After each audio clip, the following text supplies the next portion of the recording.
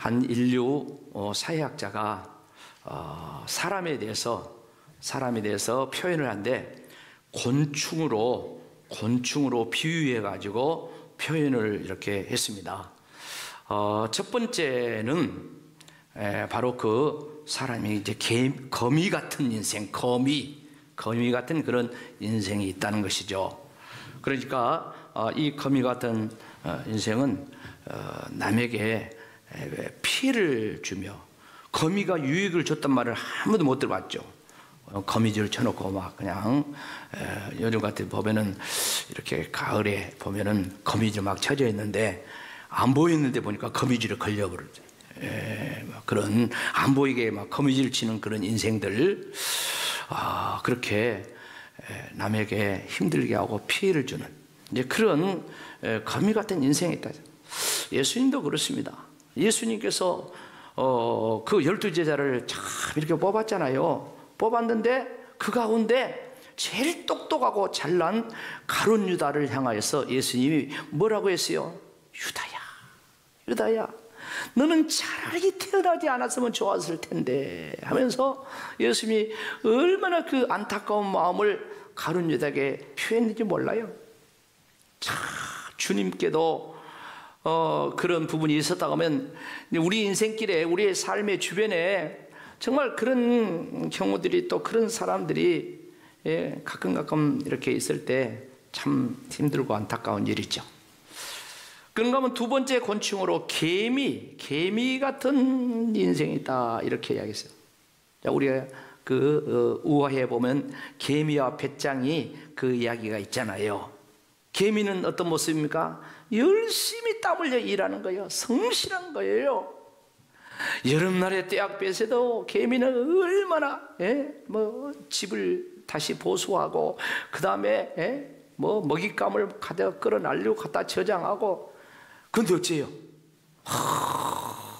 배짱이는 매미하고 같이 느티나무 이런데 앉아가지고 거기서 노래 부르고 개미를 향해, 아이고 개미 좀 쉬면서 하지 일밖에 몰라요. 개미는 일벌레야, 일벌레. 얼마나 좋아.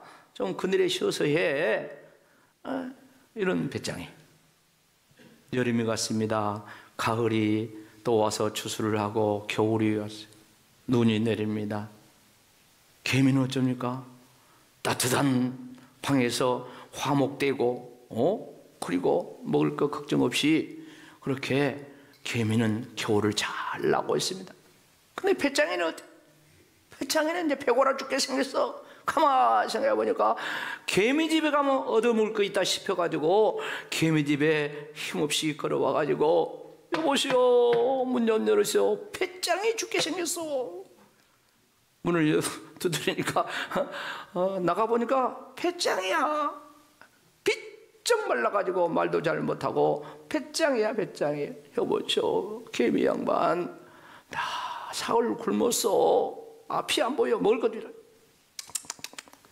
그러니까 여름에 일할 때 그때 좀 일 좀 하지. 뭐라 했냐고. 나보다 일벌레라 했지 않냐고 하고 문 팍 닫자. 알아서 해. 죽는가 말든가. 각색을 해서 좀 이야기했네. 그 비슷한 이야기잖아요. 개미는 아주 성실한, 열심히 사는 그런 성실한 인생을 예표합니다. 근데 거기까지가 아니에요. 개미는 어떤 사람입니까? 자기밖에 모르는 사람, 남을 배려할 줄 모르는 사람, 그런 사람이 개미 같은 인생이야. 그런가 하면 세 번째, 꿀벌 같은 인생이다. 꿀벌은 어떻습니까? 꿀벌은 모든 사람에 유익을 주는 거예요. 자기보다도 남을 더 유익하게 하는 거예요. 여러분, 꿀벌이 하는 일이 얼마나 많은 줄 아십니까? 꿀벌이 자기를 위해서 꿀을 채취하는 것 같지만은 그가 꽃가리를 묻혀가지고 다음 꽃에 가가지고 수정을 시켜줘. 곡식에는 이 수정을 시켜주면서 곡식이 잘 때 들어가고 과일이 달 열매를 맺게 하는 그 일을 꿀벌이 합니다. 꿀벌이. 예? 그렇게 가지고 꿀을 생산해 가지고 여러분 당뇨 있는 사람도 꿀은 먹어도 괜찮대요. 천연이라. 설탕 섞은 거 말고 천연 꿀. 꿀벌이 얼마나 유익한 곤충입니까? 꿀벌이 없으면 하우스 농사 못 지어요. 그 하우스에서 딸기 재배하고 막 한 사람도 있잖아요. 겨울에 어쩌습니까? 거기에 딸기만 모자란 것이 아니라 좀 크고 하면 꽃필 때 보면은요, 벌 사갖고 와요. 그래가지고, 한겨울에 하우스 속에다가 벌 넣어놨어요. 그래야만이 거기서 수정이 이루어지고 좋은 딸기가 생산이 되는 거예요. 내 설교를 준비하면서 꿀벌에 대한 이야기를 조금 제가 더 준비했어요. 지금 우리가 사는 세상이 위기라고 하지 않습니까? 여러 가지 위기를 이야기합니다. 그 가운데 하나의 위기가 뭐냐면 기후위기라는 그런 단어가 일반화되고 있어요. 근데 그 기후위기를 알려주는 여러 가지 것들이 있는데 바로 꿀벌이 없어져 버렸다는 거예요. 올해도 뭐 꿀벌이 100억 마리가 사라져 버렸니? 어쩌니? 꿀벌이 실종되어 버렸니? 꿀벌이 없어졌죠, 꿀벌이. 예? 그러다 보니까 꿀벌 생산을 합니까? 생산을 못해. 그러다 보니까 뭐요? 기후위기가 식량위기로 연결된다는 거예요. 꿀벌이 수정을 시켜준데 식량위기로 연결이 된다는 거예요. 그런 시대 속에 지금 우리가 살고 있다고 기후, 환경 이런 거 연구하는 그 학자들이나 이런 분들이 다 이야기하고 있잖아요. 제가 아는 목사님도 시골에서 조그만 교회 목회하니까 이 벌을 일으키죠. 벌을 치는데 올해는 작년 절반도 안 된대. 벌들이 막 다 나가가지고 안 들어오고 죽어불고 꿀 생산을 못한다는 거예요. 오늘날 우리가 사는 세상은 어떤 세상입니까? 정말 갈수록 힘들고 어려운 그런 세상입니다. 지금이야말로 꿀벌 같은 사람이 그 어느 때보다 필요한데 꿀벌이 점점 사라진 것처럼 이 각박한 세상에 그런 꿀벌 같은 그런 사람들을 찾아보기가 점점점 힘든 시대로 가고 있다는 거죠. 오늘 말씀 속에 등장하는 사람을 통해서 우리가 알 수가 있습니다. 첫째 사람은 어떤 사람입니까? 오늘 본문의 주인공격인 나면서도 걷지 못한 하지 장애인이야. 이 사람이 있죠. 자, 이 사람은 태어나면서부터 자기가 선택한 것도 아니에요. 중도 장애를 입은 것도 아니에요. 태어나면서부터 뒤에 보면 40살입니다. 40살 될 때까지 이 사람은 자기가 어떻게 할 수가 없어. 그래서 다른 사람이 메어다가 사람들이 많이 들어다니는 이 성전 미문에 두니까 거기서 구걸하면서 사는 사람이에요. 부자로 자기 부모 잘 만났으면 좋을 텐데 그 가정도 힘들고 어려운 그런 상황이다 보니 그렇게 사는 것입니다. 이 모습은 무슨 말입니까? 근원적인 문제를 사람은 갖고 있는데 누구나 근원적인 문제, 태어나면서부터 가지고 있는 근원적인 문제를 가지고 있는데 인간의 힘으로는 해결 안 된다. 그런 문제를 이야기하는데 우리 인간은 모두 다 태어날 때부터 근원적인 문제를, 근원적인 영적인 장애를 가지고 태어납니다. 이 부분을 다윗은 이렇게 하겠어요. 시편 51편 5절에 다 같이 읽어봅니다. 시작. 내가 죄악 중에 출생하였으며 모친이 나를 죄 중에 잉태하였나이다. 우리 어머니가 나를 죄 중에 잉태했네. 그러잖아요. 밧세바가 솔로몬을 죄 중에 잉태하고 나왔다. 그 아버지 다윗도 마찬가지야. 다윗도 내가 죄악 중에 내가 잉태에서 출생했다. 나의 인간 DNA 본성은 죄다. 그걸 이야기하고 있는 거예요. 오늘 나면서부터 이 걷지 못한 사람은 안 되잖아요. 그 사람이 돈 얻어먹은다, 구걸을 한다 해서 거기서 그 사람이 일어납니까? 아니요. 40년 동안 거기에 계속해서 그 성전 미문에 앉아 있어서 해결 안 돼요. 이 땅에 이런 측면에 영적 장애인들, 우리도 다 그랬어요. 우리도. 그런가 하면 두 번째 사람을 볼 수 있는데, 이 장애인을 날마다 메어다 준 그 주변 사람들, 친구들과 같은 좋은 사람들, 선한 사람들, 착한 사람들. 나는 법 없이도 살아. 그런 사람들 있잖아요. 이건 신앙을 떠나서, 믿음을 떠나서 우리 주변에도 보면요, 그런 좋은 사람 얼마나 많습니까? 우리 주변에 뭐 절에 다녀도 뭐 종교 안 갖고 있어도 정말 그 자선 사업도 하고요, NGO 단체 가가지고 활동도 하고요, 봉사 단체 만들어 가지고, 우리 구례는 봉사 단체가 많더만요. 뭐 초심회, 먼회 해가지고 봉사 단체가 많더만요.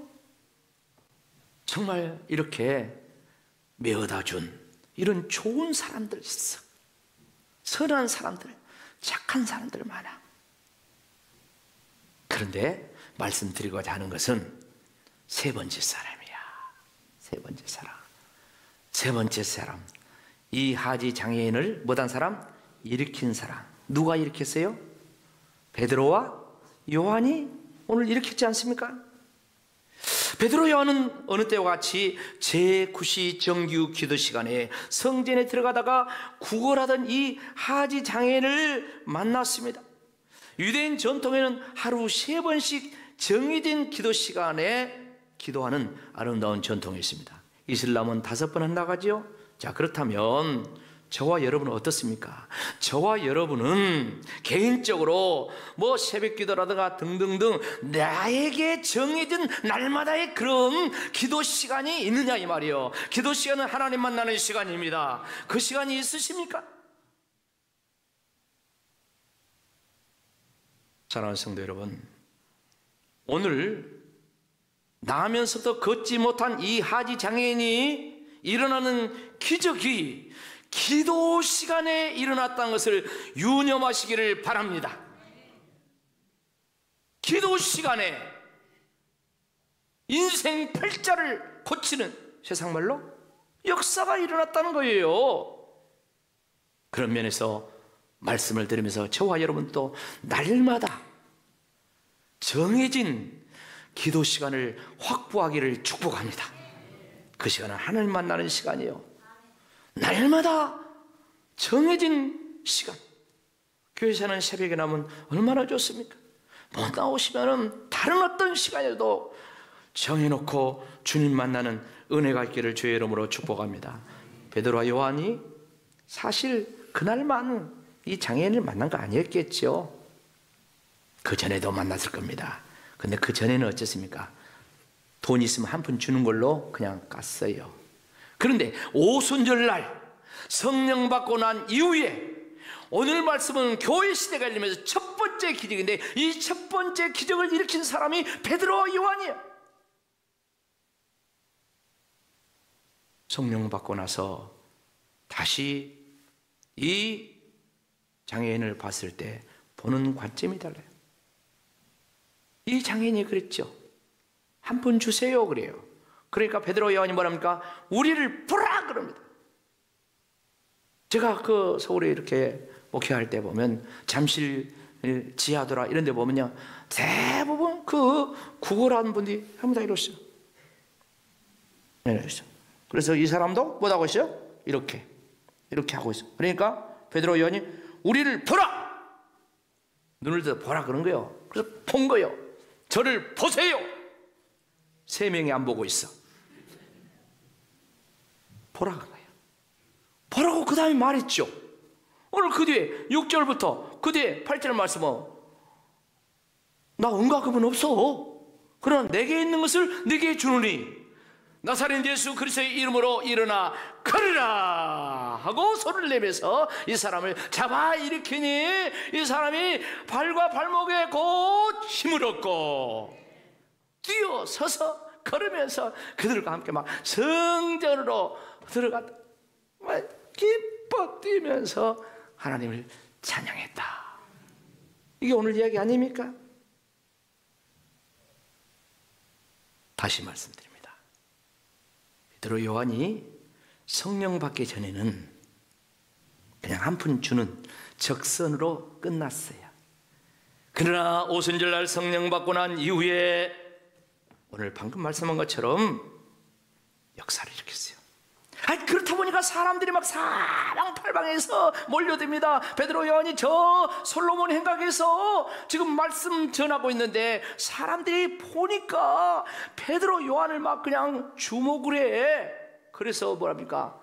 아니 우리가 이 능력을 행한 것이 아니야, 우리 바라보지 마라 하면서 뒤에 12절 말씀 보면 그렇게 이야기하잖아요. 이 일을 왜 기이하게 여기냐? 우리 개인의 능력과 경건의 능력으로 이 사람을 걷게 한 것이 아니라 왜 우리를 주목하느냐? 우리 바라보지 말고 그럼 누구 바라보란 말이요? 누구 말을 들으란 말이요?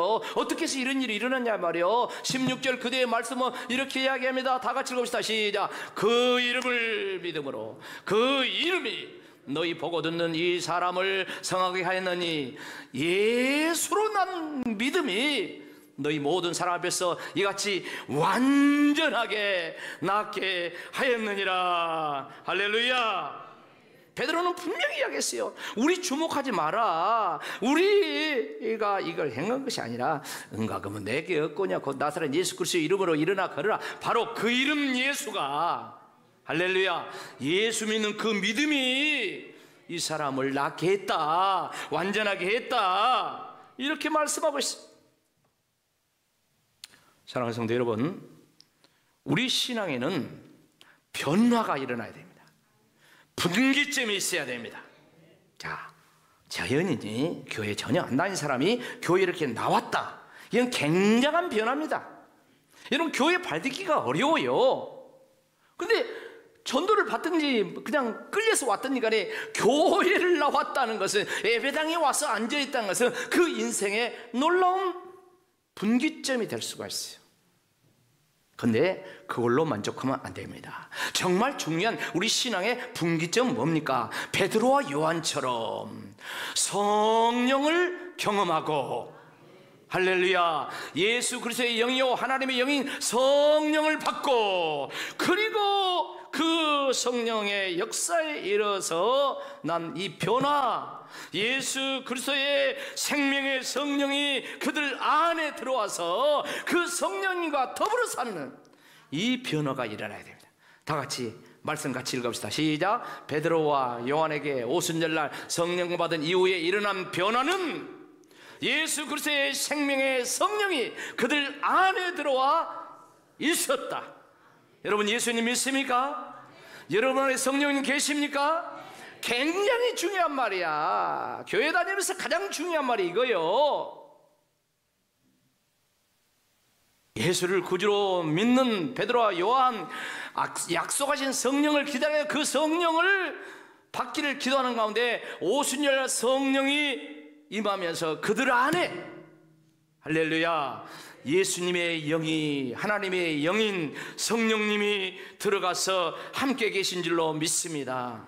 옆 사람과 우리는 홀몸이 아닙니다. 우리는 혼자가 아닙니다. 왜요? 남편이 있었어요, 아내가 있었어요, 자식이 있었어요, 옆에 친구가 있었어요. 물론 그렇죠. 그러나 오늘 말씀하고자 하는 의도는 뭡니까? 예수님이 내 안에 와 계시니까, 성령으로 와 계시니까, 하나님이 우리 안에 계시니까, 그래서 혼자가 아닌 거야. 그래서 사랑하는 성도 여러분, 예수 생명이 생명을 공급하고 생명을 낳습니다. 물질은 새 생명을 낳는데 아무 역할을 못해요. 그냥 육신을 살리는 데는 필요합니다. 그러나 영혼을 살리는 데는 돈으로도 못 가요. 하나님 나라. 힘으로도 못 가요. 하나님 나라. 어여뻐도 못 가요. 하나님 나라. 지식으로 못 가요. 하나님 나라. 거듭나면 가는 나라. 하나님 나라. 믿음으로 가는 나라. 하나님 나라. 예수 믿고 물과 성령으로 거듭나야만이 그분이 우리 안에 들어오심으로써 생명의 역사가 내 안에 일어난 줄로 믿습니다. 내 안에 생명의 역사가 일어나야만이, 내가 일어나야만이 남도 일으킬 수가 있어요. 내가 일어나지 못했는데, 내가 구원받지 못했는데, 내가 예수가 없는데, 내가 생명이 없는데 교회에 다닌다고 해서 다른 사람이 일으켜? 다른 사람 근본적으로 문제 해결해? 못해요. 못해. 사랑하는 성도 여러분, 이 나면서 하지 장애인의 평생 소원이 무엇입니까? 돈 많이 가난하니까 번 것입니까? 아닙니다. 그러면 이 사람이 걸어보는 것입니까? 근 포기했어요. 나이가 40이에요. 남들이 날마다 메어다녀야 살아요. 그는 일어나서 걸어보려고 생각도 안 해요. 이전에 다 끝나버렸어요. 이 사람의 평생 소원이 뭔 줄 아십니까? 말씀을 묵상하며 준비하면서 하나님께서 강력하게 주시는 감동이 있어요. 이 사람은요, 이 소원이 뭐냐면, 다음 보세요. 다 같이 시작. 성전 미문에 날마다 들것에 모여오면서 건강한 사람들처럼 성전 안에 들어가 하나님께 예배하는 거예요. 이 사람 유대인이야. 유대인은 다 하나님 믿는 사람이야. 그런데 성전 안에 들어간 사람은, 불구자는, 장애인은 들어가요? 못 들어가요? 못 들어가. 재물도 못 드리지만 사람도, 장애가 있는 사람은 규례상 성전 안에 못 들어가는 거야. 나도 하나님 믿는 사람인데, 유대인인데 나는 태어나면서 장애가 있어가지고 나는 여기 문턱에만 있구나. 저 사람들 좀 들어가서 예배 좀 들어봤으면 좋겠다, 찬양 좀 들어봤으면 좋겠다, 그런 생각을, 그런 소원을 갖고 있습니다. 사랑하는 성도 여러분, 깊어가는 이 가을에 꿀벌들은 마지막 피어있는 들꽃과 코스모스를 찾아가서 마지막 꿀을 채취를 합니다. 열심히 꿀을 모아요. 저와 여러분도 영혼과 육체 그리고 범사에 추수할 것이 있도록 영적으로 주저앉는 수많은 주변의 장애인들, 그들을 예수의 이름으로 일으키시고 그들을 주님 앞으로 인도하는데 깊어가는 이 가을을 의미 있게 보내시기를 주의 이름으로 축복합니다. 아멘.